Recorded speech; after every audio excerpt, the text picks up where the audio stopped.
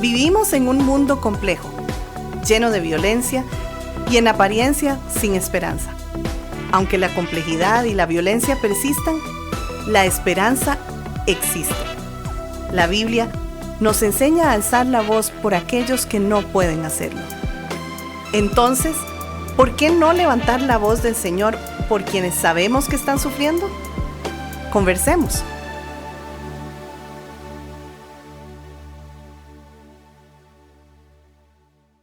La semana pasada comenzamos hablando sobre este triángulo dramático sugerido por Cartman, este estado relacional desadaptativo que tiene tres figuras, tres actitudes, de las cuales ya hablamos de una. La semana pasada hablamos de el sentirnos superiores, ese es el rol del perseguidor.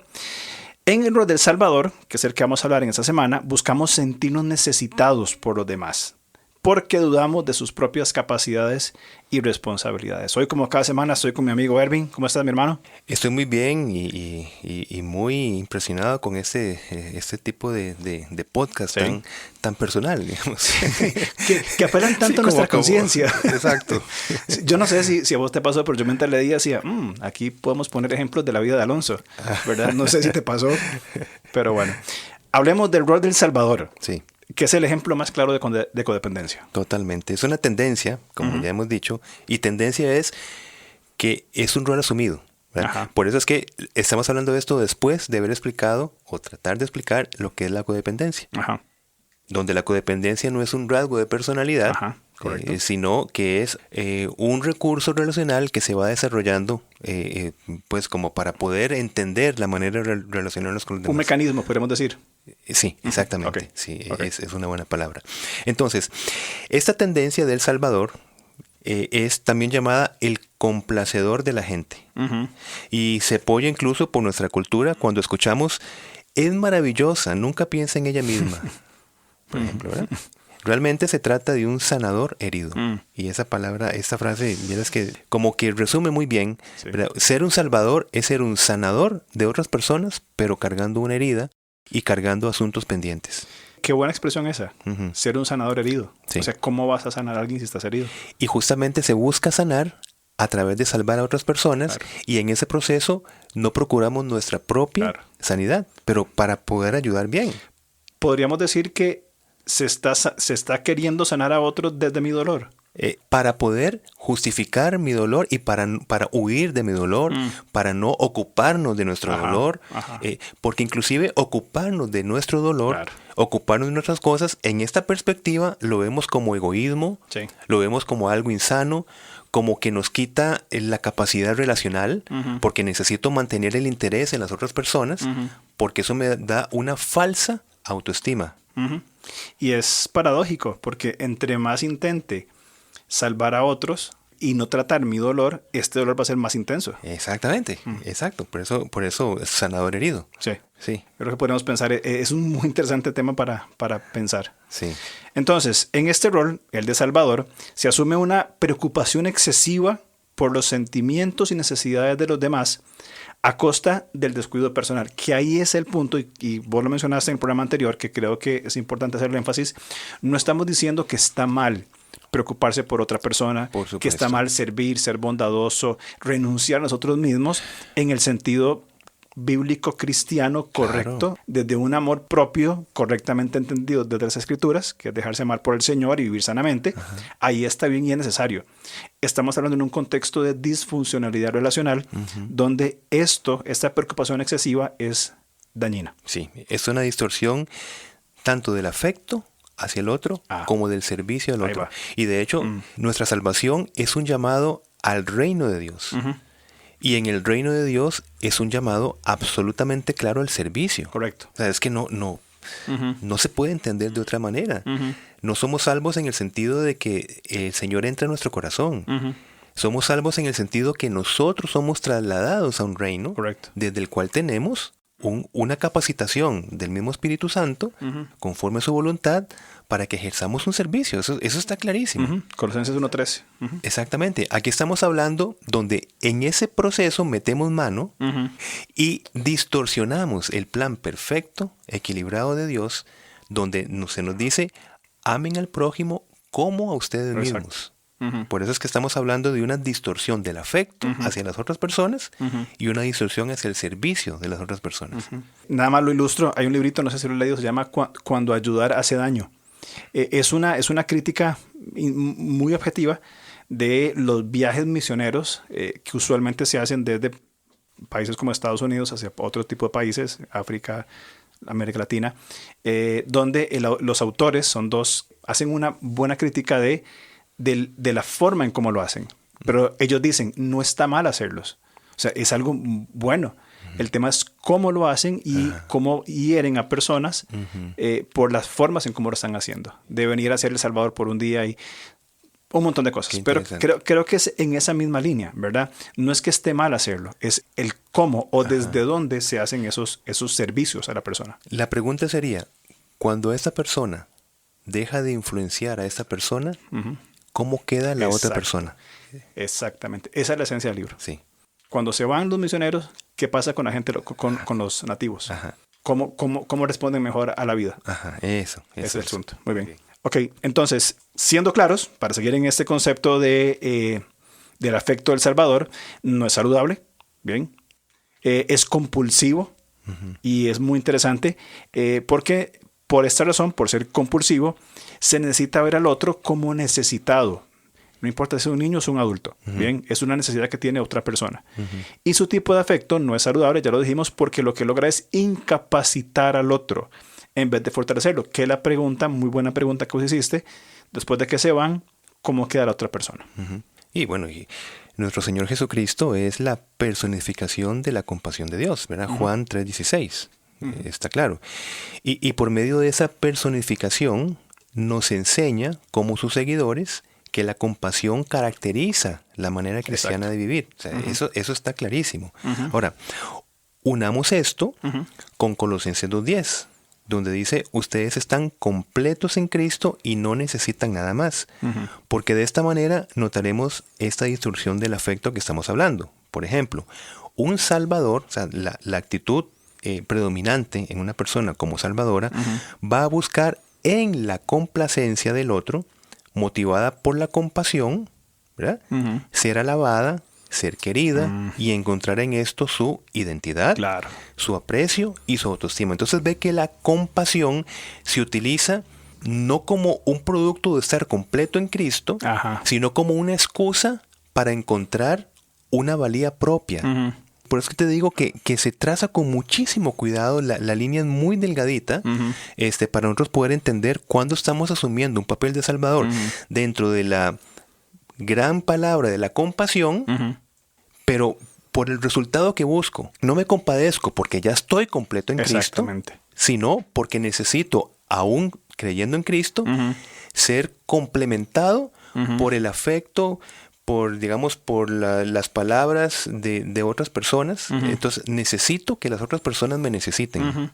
Es un asunto entonces de una comprensión de la identidad, porque entonces la persona no es compasiva porque está en Cristo, o la persona que tiende a ser salvador no está siendo compasivo porque está en Cristo y ya es completo en Él, sino que lo está usando para encontrar por medio de esas actitudes salvadoras una identidad como yo soy la esencia de la compasión. Exactamente. Y mi hermano, ¿y cuándo nos hemos sentado nosotros a pensar en algo así? Nunca. ¿De verdad? No. ¿Verdad? Por eso es que si no lo identificamos, no lo podemos confrontar. Exactamente. Y lo asumimos como que así somos nosotros. Y como que esa es la dinámica relacional más piadosa, digamos. Exactamente. Y es que es muy fácil asumir una actitud salvadora en un entorno cristiano donde yo amo servir al Señor y quiero entregar mi vida por los demás. Vamos a ver más para adentro. O sea, y no quiero sonar perseguidor, ¿verdad? De criticar, pero quiero en eso que vos decís de cuándo pensamos esto, no lo pensamos. Entonces, vos y yo, como pastores de la iglesia, tenemos un montón de responsabilidades y a ver, muchas veces lo hacemos en automático. Sí. O sea, bueno, Alonso, ¿puedo hablar con usted? Sí, claro, ¿qué pasa? Entramos, ok, y está la persona hablando y ya están mis respuestas automáticas, es esto y esto y esto y esto. Entonces, ¿es un servicio compasivo porque estoy completo en Cristo? ¿O simplemente es mi rol como pastor? Entonces, es una línea muy delgada y hay que tener muchísimo cuidado. Me encanta cuando explicabas este pasaje de Colosenses, el hecho de que apela a la identidad. Porque solo desde una firme identidad en Cristo podemos servir bien al prójimo.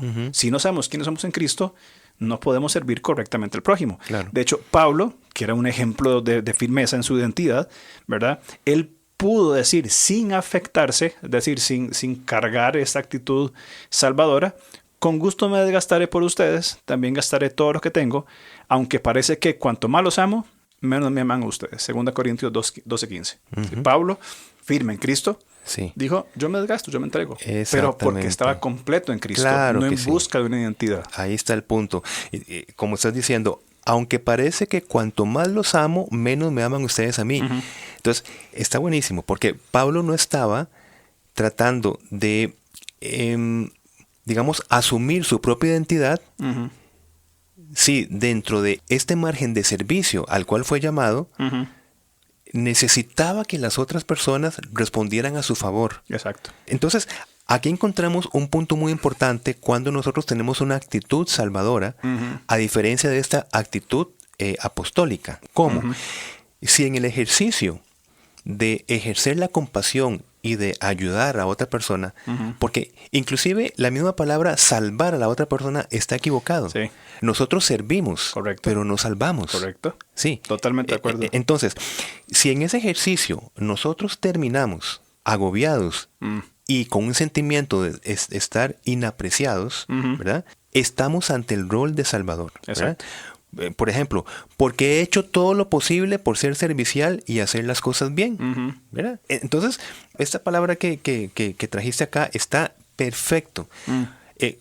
El apóstol Pablo, completo en Cristo, recibe en su servicio inclusive un desprecio de las otras personas, pero su gozo está en cumplir la voluntad del Señor, no en depender de la respuesta de las otras personas. Correcto, totalmente. No sé si vos viste un capítulo de esa serie The Chosen, creo que es temporada 2, que no está en la Biblia, ¿verdad? No es una narración bíblica, es algo que inventaron los productores. Y todo el capítulo es los apóstoles discutiendo y echándose la culpa y reclamándose cosas. Y ellos se fundamentan, obviamente esta discusión ellos la inventan, pero toman un pasaje, creo que es en Marcos, cuando dice que Jesús se fue a Tiro y a Sidón y que todo el día estuvo sanando, todo el día. Y al final del capítulo, después de esa pelea que tuvieron los apóstoles ahí, que es inventada, no está en la Biblia, pero lo que sí es verdadero es que Jesús dice que pasó todo el día y terminó muy cansado. En esa escena Jesús viene, ¿verdad? Están los apóstoles ahí peleando. Viene Jesús cansado, sucio, totalmente, ¿verdad? Un día terrible. Sí. Una cara de cansancio. Pasa, vuelve a ver a los discípulos y dice, buenas noches muchachos, yo me voy a dormir. Y pasa, se asea, ora y se acuesta y se duerme. Y el contraste del capítulo es muy interesante porque los discípulos estaban peleando por un montón de cosas.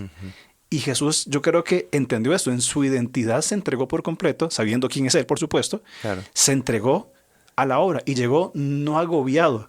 Sí. Para nosotros un día así hubiéramos llegado a decir que nadie me hable. Exacto. Porque esta gente me tiene cansada. Sí. Entonces creo que es interesante este concepto que vos mencionabas del agobiarse. Sí. ¿Verdad? Por el servicio. Qué bonita reflexión, claro. Cuando uno termina un día de servicio, cuando yo me siento agobiado, inapreciado, yo digo, ese no es el servicio bíblico. Exacto. No es así como son las cosas. Es que yo tengo que terminar con gozo. Claro. Sí, cansado. Con ganas de ir a dormir y comer. Claro que sí, pero con el gozo. Claro. Porque no dependo yo de las respuestas del servicio. De hecho, en nuestra dinámica cristiana, ¿qué vamos a esperar en un mundo que no aprecia al Señor y sus principios? En esta cultura totalmente secularizada. Sí, claro. ¿Qué vamos a esperar? Imagínate que nuestra identidad dependa de la respuesta cultural. Y esa es la actitud del Salvador que muchas veces nosotros desde posiciones ministeriales replicamos y pensamos que nosotros tenemos que salvar a todas las personas. Y evidentemente no pasa por ahí. No es así.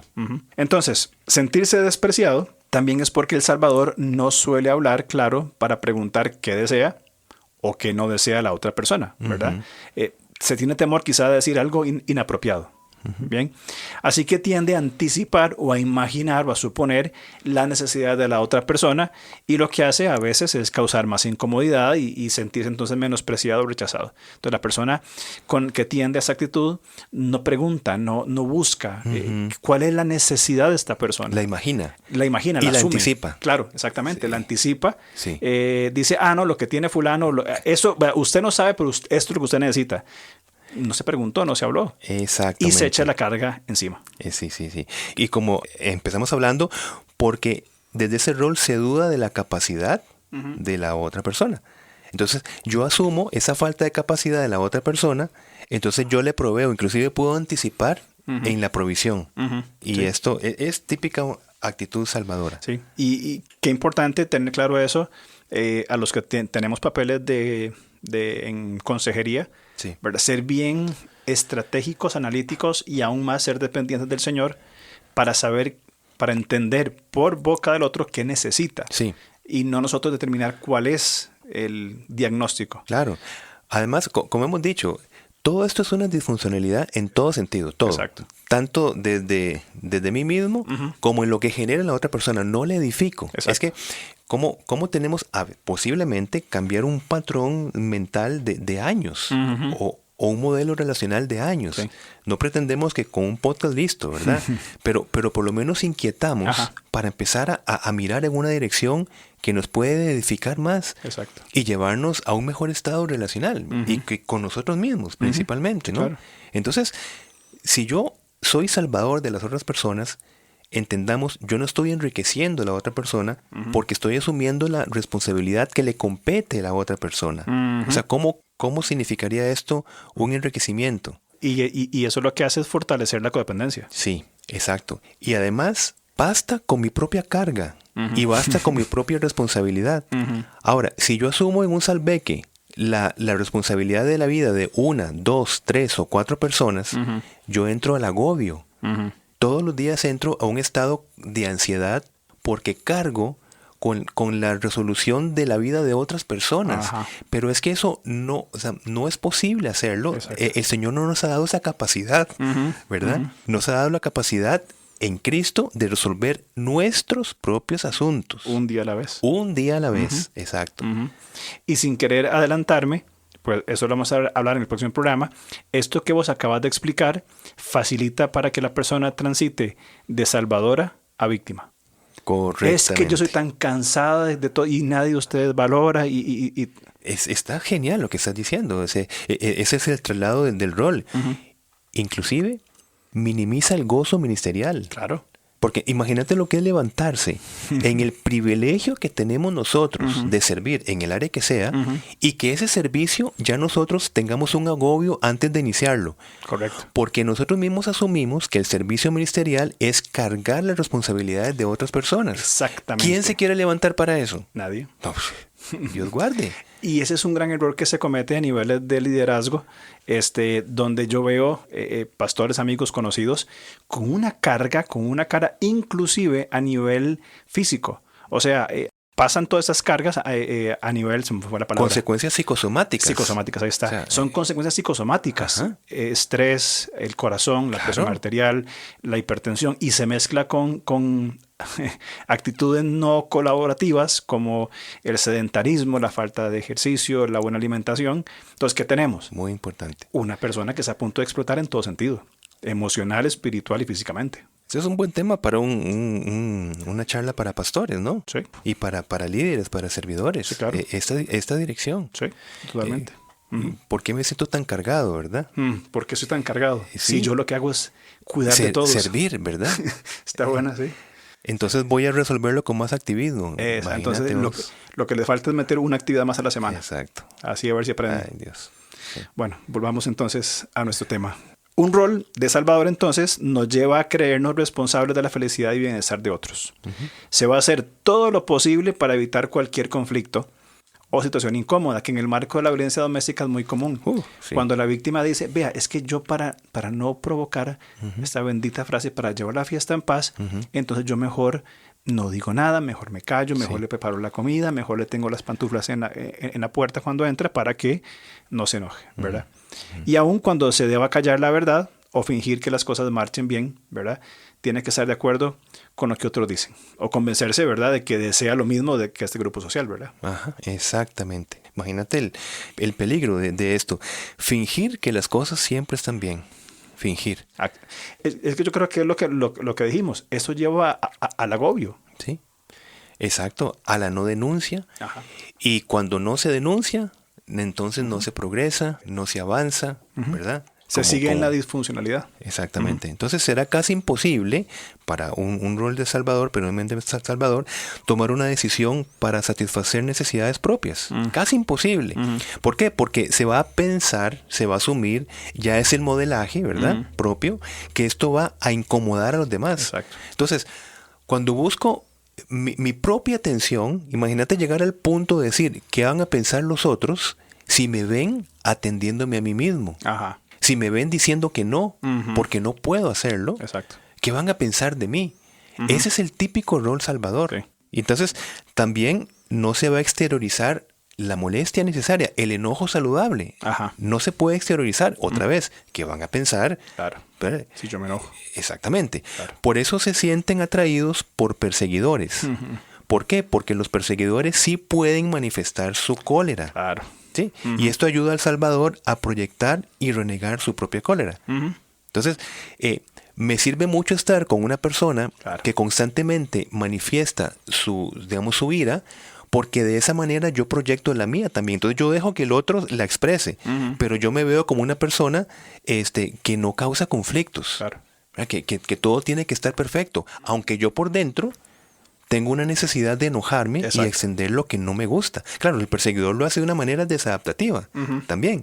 Pero es que es una relación, ¿verdad?, muy interesante para un salvador o una salvadora, donde decir, claro, esta explota, Claro. y a mí me sirve. Claro. Porque es lo que yo quería decir, pero dejo que este lo diga o esta lo diga, porque yo necesito mantener una imagen de Exacto. que yo nunca me enojo. De que yo nunca me enojo, que yo mantengo la calma, que soy el termómetro, que yo balanceo el asunto, porque yo me entrego por los demás. Totalmente, sí. Esto es la tormenta perfecta. Sí. O sea, se van a encontrar todos los causales Sí. en una dinámica disfuncional que van a llevar a ese tipo de dinámicas. Ahora, el sentido de la lealtad les hace mantenerse en relaciones disfuncionales. Eso es lo que básicamente lo que estabas diciendo. Esta persona, este salvador, no se siente apreciado ni valorado. Sí. Es más, solo pensemos en el tipo de relación con alguien cuyo rol predominante sea perseguidor. Claro. Con un sistema de abuso espiritual. O con un sistema de abuso Ajá. espiritual, sí, cuando uno se relaciona con un sistema de abuso espiritual desde la actitud de salvador. Claro, va a entrar y el liderazgo espiritual va a manipular, va a hacer presión, va a controlar. Vos hablabas de los sospechosos de siempre, ¿verdad? Antes. El control y el poder. El control y el poder, ¿verdad? Esos dos personajes caracterizados de muchas formas y aparece un salvador. Ay, no, es que mi pastor, es que mi líder, es que me dijo... La lealtad. Es más, cuando hablamos del Bendita podcast palabra. cuando hablamos de los sistemas de abuso espiritual, Ajá. le dimos mucho énfasis a esa palabra lealtad. Sí. ¿Dónde está depositada nuestra lealtad? ¿En una persona o en el Señor Jesucristo? Sí, sí. E inclusive estas personas comienzan a ver los sistemas de abuso espiritual en su grupo, vamos a hablar de una iglesia o un ministerio, grupo X, comienzan a ver las características de un sistema de abuso espiritual y lo ven, lo detectan, lo definen, pero no salen porque es que hay mucha gente ahí. Para no crear conflictos. No crear conflicto, ¿qué voy a decir? Para cuidar los corazones. Y si yo me voy, ¿quién va a cuidar de todos los demás? Claro. Entonces... Claro que por supuesto que en esta dinámica de denuncia siempre se tiene que actuar en sabiduría. Absolutamente. Claro, ¿verdad? Absolutamente. Sí, pero se tiene que actuar Claro. en sabiduría. Es decir, por eso la Biblia dice, nos enseña la forma en cómo hacerlo, o sea, cómo hacerlo con sabiduría. Claro. O sea, Mateo capítulo 18, el hecho de amar al prójimo, la intención de restaurar, de denunciar. O sea, no es que simplemente hago un alboroto y me voy. Exacto. No se trata de eso. Sí. Si alguien ha entendido eso, por favor, borre ese concepto de la mente. Sí. Hay un proceso muy profundo, muy espiritual, si cabe la palabra, muy santo, de cómo denunciar y cómo enojarse y cómo responder ante sistemas abusivos. Exacto. Pero tiene que ser con extremo cuidado. Con extremo cuidado. Entonces ya está claro que El Salvador hace suya la responsabilidad de ser feliz, o sea, del estado emocional, del cónyuge. Ajá. Pero recordemos que el problema del perseguidor no es su forma emocional, su estado emocional, sino su forma de pensar. Correcto. Su forma de pensar no de sentir. Entonces, ¿ves? Por eso es que el perseguidor ama, necesita, busca, hace todo el ciclo de violencia con tal de mantener a una salvadora a su lado. Porque la salvadora asume que la responsabilidad del estado emocional es de la salvadora, si fuese una esposa. Y por otro lado, el perseguidor, como su problema, su manera de pensar, y le están cuidando su estado emocional, le siguen manteniendo en una manera de pensar disfuncional. Entonces vean que, por eso les digo, es la pareja perfecta, entre comillas, para un perseguidor, y la salvadora se siente con un rol importante en su relación, por lo tanto, va a decidir cómo yo me voy a separar de esta persona, aunque sé que me maltrata, porque ¿qué va a hacer sin mí? Claro, exactamente. ¿Cómo se mantiene entonces un salvador en una relación disfuncional?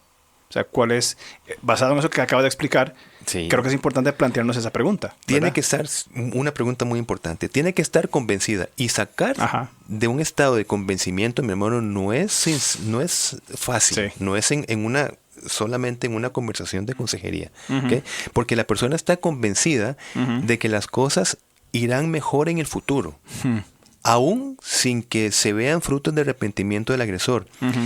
Y además, la salvadora va a bloquear o negar el reconocimiento de su propia infelicidad o insatisfacción, o por lo menos minimizarlo. Claro. ¿Verdad? Entonces, por eso es que se mantiene un salvador en una relación disfuncional. Claro. Ok. Entonces, recibir también una crítica o un rechazo causa mucho temor en el salvador. Sí. Van a hacer que se ahogue en necesidades que pueden generar, polémica o defraudar al otro, que también va a apoyar en este mantenimiento de la relación, ¿verdad? Exacto. No puedo jamás recibir una crítica, menos que me rechacen. Sí. Sino entonces, ¿quién soy yo? Exactamente, ¿ves? Lo que hablamos de Pablo. Es que entonces significa que tenemos que revisar si estamos completos en Cristo, porque yo dependo de cómo yo me vea ante las otras personas. Exactamente. Los salvadores saben cómo cuidar al prójimo, pero rara vez saben cómo establecer una relación íntima con el prójimo. Entonces, ves que suena como algo paradójico. Sí, claro. Saben cómo cuidar a las personas, pero no intiman. Exacto, no llegan a una relación realmente íntima. ¿Por qué? Bueno, y la consecuencia es que prefieren desaparecer o darse por vencidos en vez de ser francos y honestos. Por eso, para una relación íntima, mi hermano, como leímos en Proverbios, realmente se necesitan decir cosas que en nuestra humanidad nos va a incomodar. Correcto. Y ahí es donde uno dice, la persona que tengo al lado está procurando mi edificación. Exactamente. Ahora, desde el rol de salvador, yo no voy a permitir esa intimidad. O sea, yo jamás le diré a la otra persona lo que necesita la otra persona escuchar, porque soy salvador de la otra persona, soy salvador de su estado emocional. Dios guarde yo le diga esto, porque me imagino lo que yo le causaré a la otra persona. Entonces, por tanto, ni me pasa por la mente de decirle nada. Y en esa dinámica, ¿cómo yo intimo relacionalmente con la otra persona? Sí, imposible. Imposible. Entonces, cree el Salvador que no despertará cariño ni interés como persona en sí, sino como el complaciente y el resuelve todo. Claro. Sí, entonces decir no es prácticamente imposible, etcétera, ¿no? Pero es que esto va a seguir generando, o sea, es que es muy claro que estas actitudes van a seguir manteniendo la relación disfuncional. Sí. Porque al perseguidor se le consienten las cosas. Sí. Y el perseguidor va a seguir demandando, quitando responsabilidad, y el salvador va a seguir asumiéndolas. Y también nuestro propio sentido. O sea, mientras yo sigo teniendo un papel de salvador, yo no me enriquezco en mí mismo, porque yo siempre estoy cuidándome de que la otra persona no se altere, y ese es mi rol relacional. Imagínate. Otra vez, no significa estar diciendo cosas imprudentes, cosas hirientes, no. Por eso es que es importante la exhortación. Exacto. Es decir, las cosas con principios bíblicos poniéndolo en la mente de la otra persona, y allá la reacción de la otra persona no es mi responsabilidad. Correcto. Ya es responsabilidad y el tratamiento del Espíritu Santo en la vida y en el corazón de la otra persona. No yo. Yo transmito la palabra y listo. Sí. Que yo creo que hay que la interpretación de Romanos 12:13, de que en cuanto dependa de vosotros, está en paz con todos. Exacto. No significa que todos estemos felices y contentos, sino que yo voy a hacer mi parte hasta el fin, pero no depende de mí cómo otras personas responden. Sí. Es interesante, ahora vos decías de que los salvadores saben cómo cuidar al prójimo. Sí. Y yo pensaba, pero no saben cómo cuidar de sí mismos. Sí. Y eso y es bien complejo. Y por estar cuidando de los otros, no empiezan a reflexionar, que es el primer punto, empezar a ver. Sí, empezar a vernos a nosotros mismos. ¿Cómo vivimos nosotros? Dice, mira, si yo vivo en un estado continuado de ansiedad o de insatisfacción, digo, pero dejo de estar viendo hacia el exterior. Tengo que empezar a sentarme a ver, bueno, ¿qué es lo que está pasando? Claro. ¿Verdad? Sí. La introspección es indispensable en ese tema.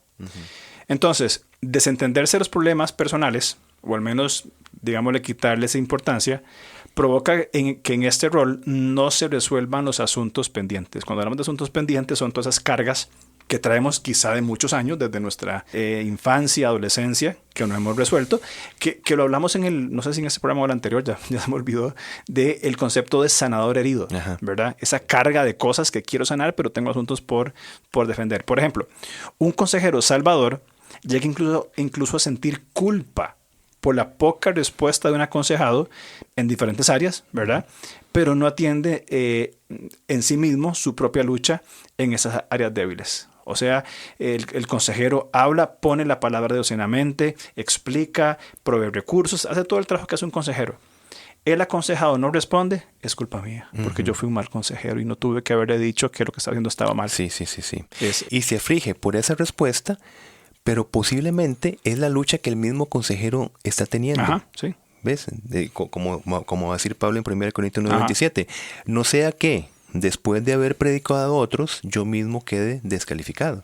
Ese falso concepto. Exacto. De decir de que es culpa mía. Sí. Que Pablo hablaba ahí, por supuesto. Ahora, de nuevo, hagamos la comparación de un rol de salvador que se responsabiliza por la disfuncionalidad del otro y asumiendo incluso la culpa junto a las características de un perseguidor. Por ejemplo, un salvador justificará, protegerá, encubrirá a la persona de su entorno en vez de impulsarla a que enfrente de manera firme sus propios problemas. Entonces, eso es un factor determinante para el mantenimiento del ciclo de la violencia. Digamos, en el rol de una esposa, desde su rol de salvadora, va a estar minimizando la actitud, y tal vez una mente perseguidora, una actitud perseguidora como compañero de vida, minimizando, justificando, tapando, hablando bien de la otra persona. Entonces, ¿cómo sale de esta relación? ¿Cómo protege inclusive a sus propios hijos? Etcétera, etcétera. Todas las personas involucradas, desde el rol de salvador, se oculta un montón de cosas. ¿Verdad? Y esto no puede ser. Claro. Qué importante eso que acabas de mencionar, de cómo una tendencia a una actitud salvadora va a proteger, ¿verdad? O a encubrir la responsabilidad del otro y no impulsarlo, no enriquecerlo. Sí. Qué importante, y creo que cada vez, al menos desde mi perspectiva, es más valioso esa idea de enriquecer al otro. Sí, claro. O sea, no hacer las cosas por otra persona, no quitarle responsabilidad, sino cómo enriquezco a la otra persona. Es importantísimo. Sí. Bien, para ir finalizando, cuando no apoyamos, sino que asumimos un papel de cuidador del otro, se buscará resolver un problema antes de que la persona tenga que hacerlo por sí misma. Sí. Eso es un gran que es básicamente lo que estamos hablando y es un gran problema. En vez de enriquecer, se lo resuelvo. Sí. ¿Y qué genera? Sí. Más asuntos complejos. Claro, Yo he visto esa dinámica muchas veces, lo vi en mi familia en ciertos aspectos, donde una persona salvadora seguía solucionando los problemas a una persona en un círculo de drogadicción y alcoholismo. Sí. Entonces le arreglaba todos los problemas, ¿verdad? Y el niño, el chiquito, que es ya un adulto grande, ¿verdad? Lo uso de forma sarcástica, tenía la oportunidad ¿para qué? Para seguir consumiendo droga. Exactamente. Y la otra persona le salvaba los problemas y al día de hoy esa dinámica continúa. Sí. una persona de 60 y pico de años sigue recibiendo esa ayuda disfuncional, ayuda entre comillas, nunca fue enriquecido. Sí. Por eso es que todo tiene la base de la codependencia. Exactamente. Bueno, y en el caso de nuestros hijos se va a impedir la transición natural y necesaria de la niñez a la adultez bajo el errado título de progenitor responsable. ¿Verdad? Entonces, responsable significa haber sido un salvador toda la vida. Ahora, o como hablamos antes, cuando no estemos nosotros. Exactamente. Cuando ya no estemos, ¿qué va a terminar en ese modelaje de paternidad? Incluso los roles de perseguidor y salvador buscan hijos perfectos. O sea, un salvador o salvadora busca que sus hijos sean perfectos, entre comillas, aunque tales hijos tengan que renunciar a muchas cosas. O sea, por cierto, estos patrones no saludables de renuncia de sí mismo y perfeccionismo se transmiten de una generación a otra. Exactamente. Ese es el problema. Sí. En vez de enriquecer a los hijos, se les quita la responsabilidad. Sí, y la no expresión de sus necesidades, ¿verdad? Sí. Porque como salvador yo les estoy diciendo qué necesitan ser salvados. Exactamente. Y qué es lo que tienen que ser. Y se reprimen emociones, sentimientos, etc. Finalmente, también algo para considerar es que el salvador suele ser adicto al trabajo, llegando incluso al descuido de su propia familia si su labor implica servir a los demás. Desgastado por otros de una forma tal vez insana, pero descuidando a él mismo y a su familia. Sí, esto es un tema muy cotidiano y bueno, de mucha edificación para todos nosotros. ¿Qué te parece si continuamos la otra semana, si Dios lo permite, con la última de las actitudes en este triángulo dramático, la actitud de víctima, que está muy interesante también? Perfecto, entonces hablemos la otra semana. Muy bien. Gracias. Muchas gracias. Nos vemos. Chao. Gracias por escucharnos. Estamos listos para seguir conversando a través de nuestras redes sociales. En Instagram, búsquenos como @levantacr. En Facebook, como LevantaCR. O contáctenos al correo alonso@levantacr.org.